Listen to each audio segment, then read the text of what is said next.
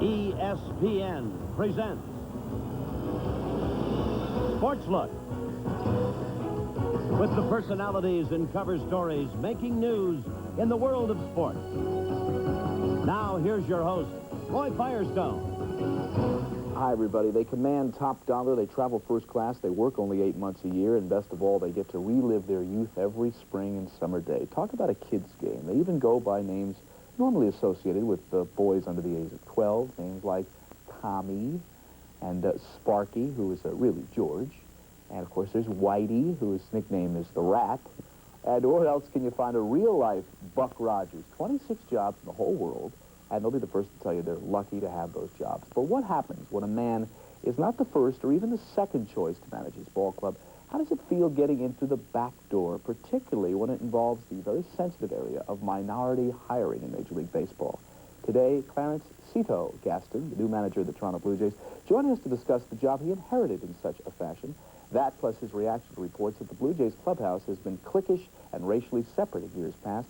A man who has had his dream realized, at least temporarily. Cito Gaston on SportsLook. Later, a field of dreams in the world of art. Andy Jarinko, whose work hangs in Cooperstown. We will meet that very fine artist and serious baseball fan a little bit later. Then, Pete Rose sues Commissioner Bart Giamatti. That story part of Fred Wallen's newest baseball report. The first here is Clarence Cito Gaston. Cito coming from what? Where does that nickname come from? Well, a good friend of mine gave me that name. A wrestler out of Mexico. A wrestler out of Mexico? Named Cito, and I accepted it because it sounds a lot better than Clarence. Yeah, not a lot of Hall of Famers named Clarence in baseball, that's true. Sure. Cito, let's take a look at a cartoon that was in a national publication last month. This is what it says, basically. In the left-hand quarter is the Blue Jays executives, and there's a speakerphone going on. For the last time, you can't have Canella. And then, of course, the turning over and saying, Cito, just the man I was looking for. Now, I don't know if that's exactly the way it worked out, but that is the perception.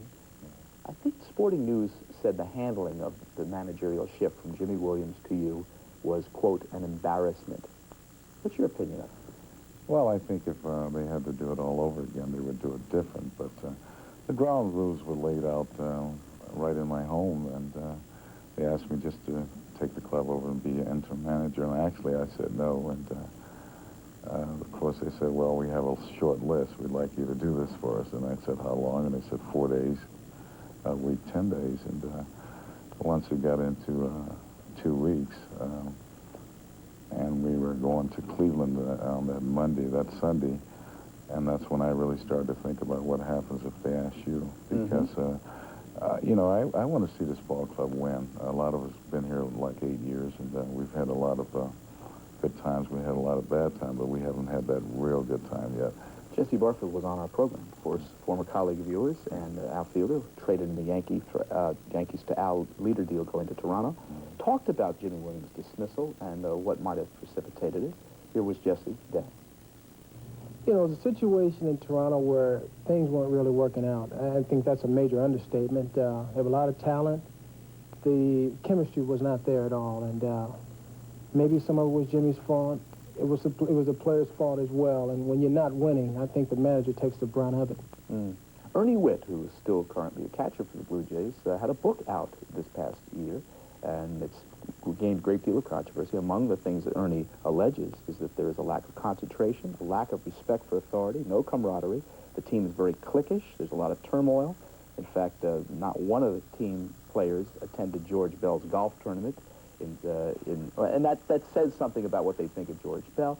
How do you handle all of that? And is that turmoil, you know, true? Is it really there? I don't think all that's true. As far as George Bell and golf tournament, I don't think it was probably set up the way George wanted it to be set up, so there was a lot of things that went wrong there, so a lot of guys just chose not to go down. Let's look at it the other way. When Jimmy Williams was manager, he did have run-ins with George Bell, clearly. And that was one of the big problems. He couldn't get along with the superstar player on the ball club. Lloyd Mosby, Dave Stieb had problems with Jimmy Williams. In fact, you go back to 1986, Damaso Garcia, who's now gone, torched his uniform over a squabble with Jimmy Williams. You're an easygoing guy. You like and maintain a friendship with your players. Is that going to change now that you're manager? Well, I'm an easygoing guy as long as you treat me the way I treat you. And when you start treating me bad, then I can be bad, too. How do you get along with George, Bill? I get along fine with George. George is a great guy. He loves to win. He plays hard all the time. He probably has a big heart. He just doesn't like people to know that about him. But I have no problems with George. I think if you just be upfront with a guy like George and tell him what you're trying to do. I mean, first night in town, he DH. And George hasn't done that a lot this year. But I think if you let him know a day ahead of time what you have in mind, and you have no problems with George.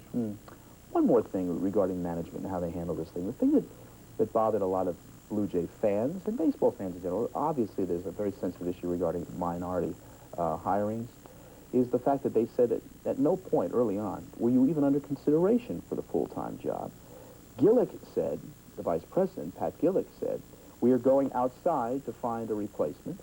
And then Peter Hardy, the executive with the Blue Jays, said, we're going to promote from within. There was a crossed signals, and then there was some insensitivity in terms of the wording that Cito Gaston is not ready, he can't be a #1 candidate for it. I mean, you've been with this ball club, this is your 9 years, you were 11 years as a major league vet. I mean, you have the goods to be a manager. That's what I think irked a lot of people. Well, I think there's been a lot of things written about the whole thing, and like I said, if they could go back and do it over, they would do it different. But I think what they were trying to avoid, as far as Pat Gillick, is to have another Jimmy Williams situation where it took about 3 years before the players really got close to Jimmy again. And man moving from third base to the managerial spot, and you having no managerial experience, Yeah, and they felt like we didn't have another 3 years to waste. And they wanted to get someone in that wasn't so familiar with the players as being friends and things like that. So that was their thinking at the beginning. Are you going to get your shot, do you think? Do you think you're going to be given a fair reign to show what you've got as a manager? I think if the players play, I'll get a shot. I mean, you can only write in the lineup. You can't play, you can't pitch. And I think you're only as good as your players. So if we can come back and win the American League East, we'll see what happens from there. They're doing it in a new home, the Toronto Blue Jays, a $500 million stadium, the Sky Dome. We're going to come back with Cito Gaston. We're going to talk about this new facility and the competition in the American League East. It's after this.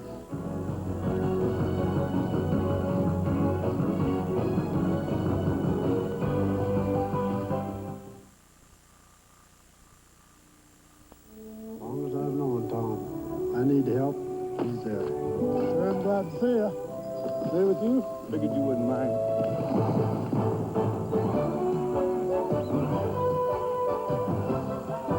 And when the last spray's rounded up, you head for the mountains. Bush. And the beer that goes down smooth as a mountain stream. Sure owe you one. How about this in here? Head for the mountains of Bush beer.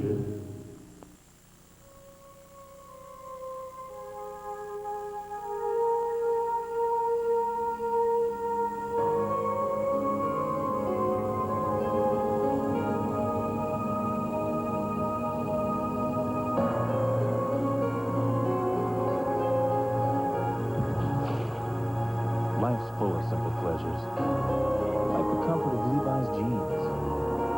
Or had you forgotten? Sarah, keep an eye on your brother. No matter what size your business, no matter what size the job, Konica copiers are ready.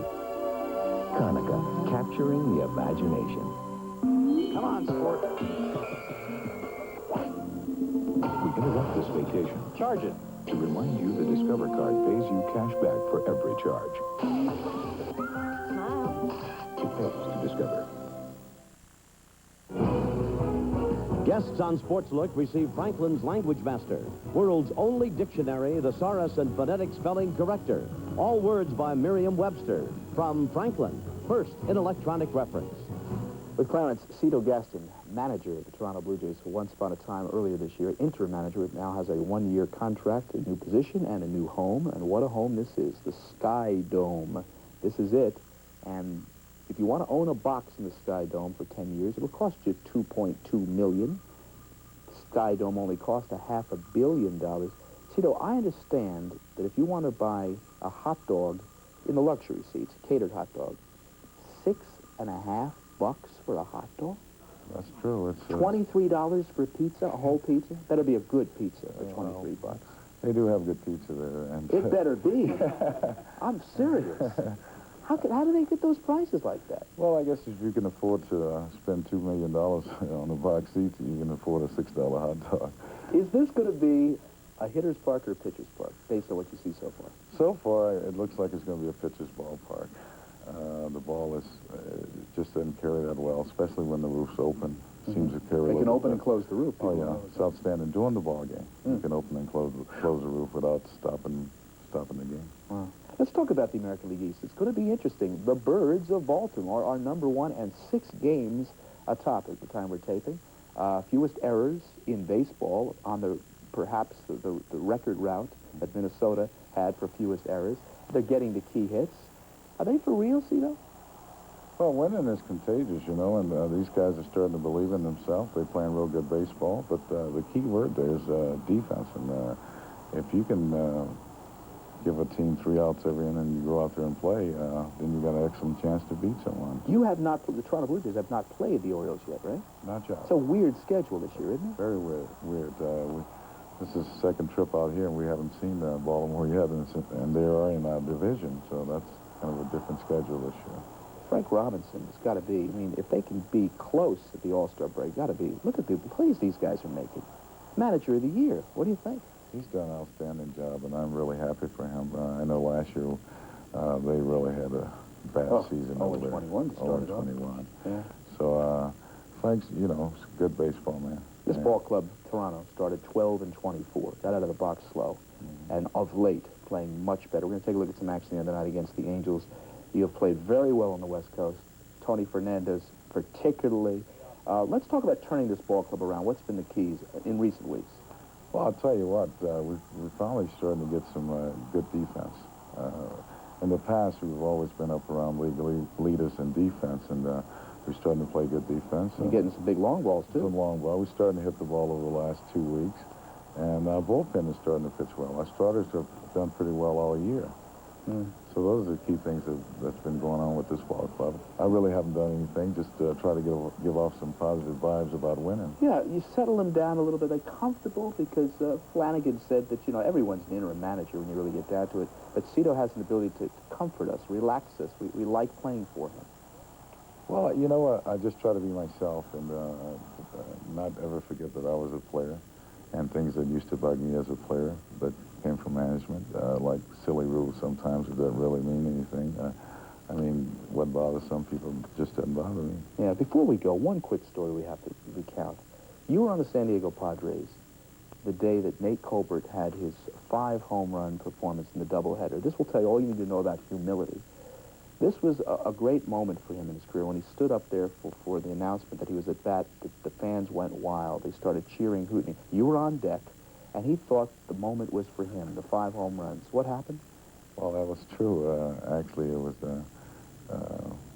look out the scoreboard, and we had a man walking on the moon, and Neil Armstrong was walking on the moon the same day. right. And he thought it was for him. Yeah, sometimes there are bigger events in life than baseball, and keeping it in perspective, I guess, is the lesson learned there.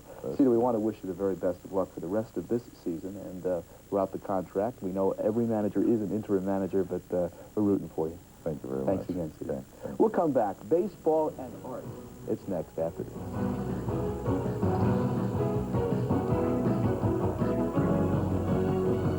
You noticed how attractive bordered landscaping increases the beauty of homes and businesses? Every so often, man's ingenuity manages to revolutionize an industry. Introducing the Creative Curb Business Opportunity, a breakthrough in the landscape border business. At about 1/3 the cost of conventional concrete borders, the Creative Curb machine is causing a boom in the landscaping border business. I like working outside. I like being my own boss. And I really make a good profit. This Creative Curb offer includes a turnkey package to help establish you in the landscape border business. I have several crews working. They average 5,000 to 8,000 feet a month, and that's good profit for me. If you would like to find out more about this outstanding business opportunity, call this toll-free number right now. Take control of your future with this outstanding offer from Creative Curve. Call this toll-free number right now.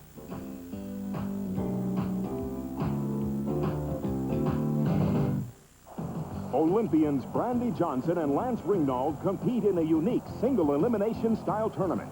Consistency is the key at the U.S. Challenge. Friday nights at 8 Eastern on ESPN.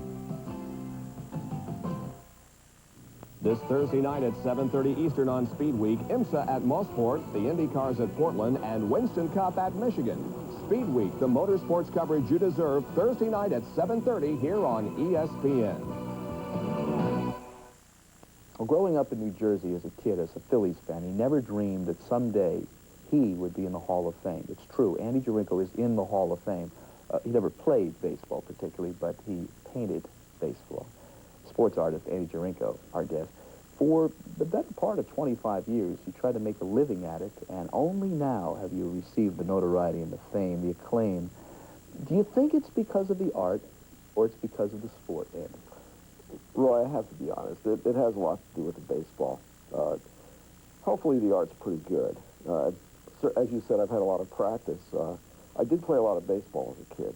I played football for 8 years, but in the back of my mind, I was always painting and drawing ever since I was a tiny kid. World War II came along when I was a child, and I started drawing images of World War II, which is kind of heavy-duty material for a 3-year-old. Well, in a sense, baseball players are like soldiers. I've often made that comparison. Let's take a look at some of the soldiers of fortune, as it were, in baseball. Oh, absolutely. Look at these. These are wonderful oil pieces. Willie May is one of your favorite subjects, I guess. Well, Willie is an icon. He's really part of our mythology, and Willie was really the first black ball player that I really admired as a kid. Jackie Robinson had come along in 47, but Willie came around in 51. I was a little older, so I related more to Willie. You take a look at some of these other great faces, and they were faces of the time that reflected the times. This is Mel Ott, another great giant. That's a look of a guy that's lived in the 30s in this country. I mean, he's got a tough Dust Bowl mentality. Exactly. Almost. I mean, he could be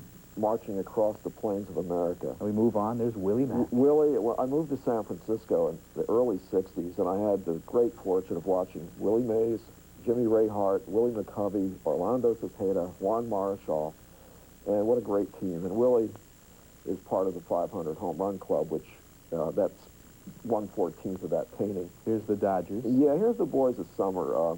This is from a spring training photograph back in 1954. And remember, folks, this is a painting. This is not a photograph. It's so ultra real. It's kind of life size, Roy. So it has an impact in terms of the scale. Some giants in the spring of 52. This is after they've won that miraculous 51 season, and they're contemplating the season of 52. Of course, the Dodgers came back and won that one. You know, the work to me, and I'm not by any means an art expert, but it speaks of a little bit of David Hockney, maybe Edward Hopper.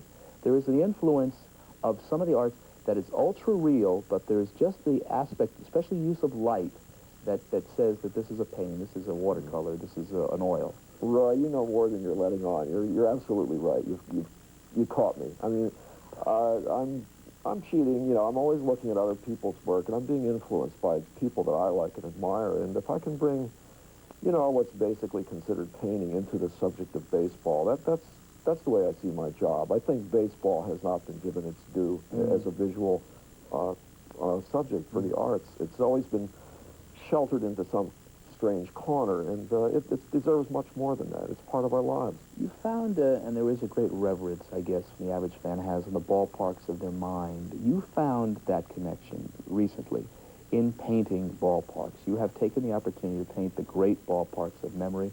Take it away. Tell us why you feel these were so compelling, these special ballparks. Well, in a way, they're almost like shrines. I mean, you know, you think of religion as churches and things of that nature, but I think there's probably more tears and joy involved in places like Ebbets Field and Old Yankee Stadium, where people's souls and their hearts and minds were just left there. And today, Fenway Park harkens back to the unique ballpark with all its little crannies and corners, and it's set in a metropolitan area, in the city, I should say. I mean, in town. And it really is a place. I mean, it's unique. It's not just some architectural rendering in the middle of a parking lot in the middle of an abstract area. But these are real towns, real places. And here's a new ballpark out in Queens, Shea Stadium. And, you know, I can't just deal with nostalgia. I go to a lot of games. I take a lot of photographs. And, of course, I've got to deal with what is currently, and Shea Stadium is one of them. There is beauty on the new ballpark. You did a piece in Dodger Stadium. Dodger Stadium, right. And you find that there is, though, the romance lacking on these domes. We were talking about the Sky Dome a few moments ago. Right. What is romantic about even the newer ballparks, but the ballparks, the open-air ballparks where there's grass on the field, and you can feel a part of the game? Well, I think the old ballparks, without getting you know, too nostalgic about them, were unique in the sense that they were all easily identifiable. They all had a personality. And in fact, they shaped the game that was played within them. In other words, a game at the Polo Grounds, and for instance, Wrigley Field, is different than a game played in Old Yankee Stadium or any other ballpark. Today, the more symmetrical ballparks tend to homogenize the game too much to my liking. And the fact that there is not grass in a lot of the ballparks, and there isn't a visual connection with the city beyond the outfield fences, as in the old ballparks. Today, if you go into a new triple-tiered stadium, you see nothing but the rest of the stadium, and you have no connection with Pittsburgh or Philadelphia or Cincinnati. But you do have the connection. We'll take a look now at Dodger Stadium. Right. You have the connection of the city, the symmetry and the mountains, the palm trees in the background. Now, Dodger Stadium is unique for a new ballpark in that it was built for baseball. It's not a multi-purpose ballpark. You have palm trees, you have a California landscape, and a marvelous Los Angeles setting there, even though the architecture is a little slick for my taste. It's not old Shibe Park or Ebbets Field or old Yankee Stadium or the Polo Grounds, but nonetheless, it's a real place, and the atmosphere there is conducive to some nice memories. And I think the real places of all in baseball are right here, in the heart. Oh, absolutely. You can't even capture that on a canvas by any means, but you do capture a lot of the heart and soul of baseball. Eddie Jarinko, thank you for spending some time and sharing some thoughts. It's been a pleasure. Thanks a lot, Roy. Thanks again. We'll come back. We'll talk about the Pete Rose situation developing with Bart Giamatti, the showdown. Fred Wallen joins us after this. Fly Continental Airlines to over 80 U.S. and 39 international destinations, including new twice-weekly service to Brisbane and Cairns, Australia. Continental, working to be your choice to the world.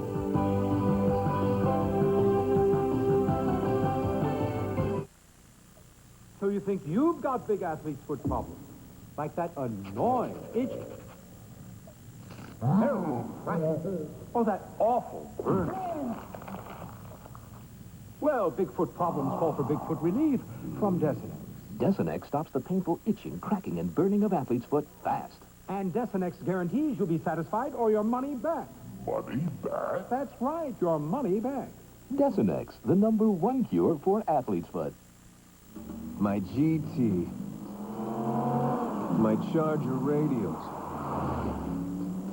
And Pine Ridge Road. Kelly Charger Performance Radios. Why pay more to own the road? My turbo, my Charger radials, and Canyon Drive. Kelly Charger Performance Radios. Why pay more to own the road? A Honda lawnmower. It was first with a convenient blade brake clutch, with an automotive-type shaft drive, with an easy-starting overhead valve engine. It's the first mower good enough to be a Honda. We should know by the time you see this program whether Pete Rose and his attorneys were successful in getting an injunction against Bartlett Giamatti, the baseball commissioner, on that hearing Monday regarding betting on baseball. Fred Wallen now joining us on SportsLook. Whether we know it or not, it's still going to come down to somebody is lying. Pete Rose mendacity is somewhere. Yeah, Pete Rose says, I've never been on baseball. I don't even know this guy, Ron Peters, really as a friend. I only met him once. And Peters, of course, says, and CBS quoted him as saying that he bet on baseball not one, but many, many scores of times. How much can we develop from that? Where can we go from there? Let me ask you a question. If you're Ron Peters, why would you be holding on to betting papers from July 1987? You're doing something illegal.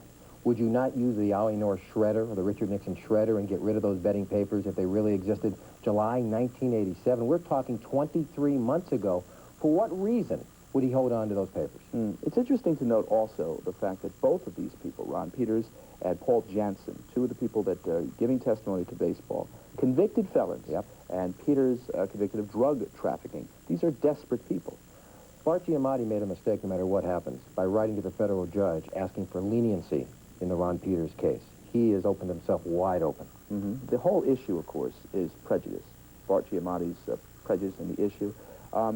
Let's speculate for a moment. If it is determined that this would go to an open court, say, Giamatti, in terms of the smoking gun and prejudice, there is evidence of a sort of prejudice, is there not? Definitely. Just like what you had said. And also going to the press originally and saying, we're going to a full straight ahead with a full investigation of Pete Rose. They made it seem like he was guilty. We don't know if he's guilty as we speak. John Dowd, the counsel for Bart Giamatti, said, we wanted to try to keep this civil. Is there any way they could have kept it civil, based on how long it's gone on, how long this has been developed? They knew the article in Sports Illustrated was going to come out. All they had to say, we're investigating, and keep it at that. But they made it quite clear in their mind, at least listening and watching it and viewing it, that they thought he was guilty going in. Pete Rose, all right, let's go the other way. If there is going to be a hearing from Baseball Commissioner Bart Giamatti, what does he do? How does he defend himself with his attorneys? How does he go head-to-head with Giamatti and his 250-page report? I think he's got major trouble. I don't think there's any question about it. If he has to go head up with Bart Giamatti at this point in time, I think that the best he'll get is a one-year suspension, probably a lot worse than that. There was a suggestion, Ira Burkow in the New York Times today, that there be essentially a kind of plea bargain. I'll sit out a year if you drop all the charges against me, that to an independent arbitrator or a court. What do you think about that idea for Pete Rose and his attorney? Well, let me ask you something. If same situation with drugs, obviously they're going to give him another chance.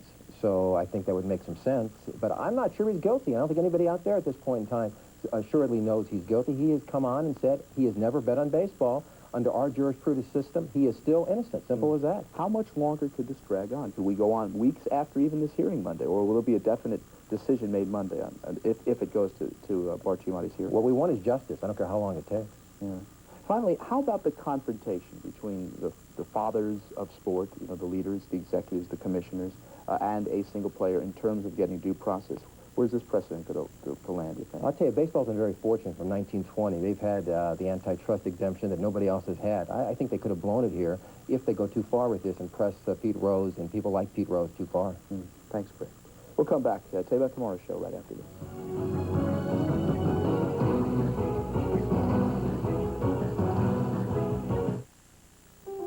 Right now, all over America, people are busy getting their homes ready for you to come see them. It's part of Better Homes and Gardens' celebration of the American home. A celebration that's all about helping you find the home you've been looking for. In fact, this Sunday we'll be having thousands of open houses, and you're invited. Find out about homes and special events in your area by calling your local Better Homes and Gardens member firm. Join us for Better Homes and Gardens' celebration of the American home. To keep your business performing, Hello? We've lost some music. Konica fax machines deliver on the spot. When overnight just won't do, Konica facsimile saves the day. Just when you thought you knew which battery was best for your car, along comes this dynamo. Interstate Megatron 34, the runaway leader in every performance test by America's leading consumer product rating service. Here's cranking power that ran circles around better-known brands and reserve energy that left others stranded. The Interstate Megatron 34. A bit of a show-off, perhaps. But then it did test best. Call 1-800-CRANK-IT for the dealer near you. In the heat of the summer, everybody's trying to cool off. Well, we have the perfect remedy for you. Just go inside, sit by a fan or your air conditioner, pour something over ice, and watch the special Classic Sports America we have for you this week. Doesn't that sound good? Incidentally, if you'd like to see any of the marvelous art Andy Jarinko brought on our program today, you can see some in exhibit if you live in L.A. in Sherman Oaks on Ventura Boulevard at L.A. Art. Coming up tomorrow, Nancy Lopez on our Best of Sports Look. Next week, Bruce First, Fernando Valenzuela, and comedian Pat Morita. That's all next week on Sports Look. Enjoy tomorrow. Enjoy the weekend. We'll see you then. Bye-bye.